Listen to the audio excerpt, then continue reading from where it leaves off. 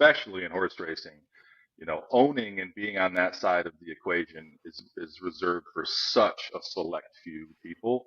And so you've just had this massive audience that has always wanted to be on the other side, but has never had a mechanism. So what we allow is, for as little as $50, you are effectively an owner. You get trainer updates every week. We put in updates.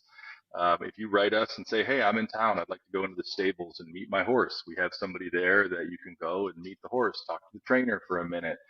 On race day, I mean, I can't tell you how many times I've taken people to the races for the first time with our experience.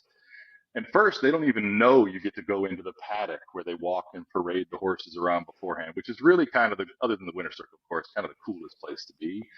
Um, and we're inside of this thing where the big trainers are and all the jockeys are walking around, they're meeting them. And then the race goes off, and if the magic happens and we win, we end up in the winner's circle, champagne room, and all of this. And it's like a magic carpet ride. And then the funny thing that I like to talk about is, you know, once champagne room and you win and all that stuff, your race day is done.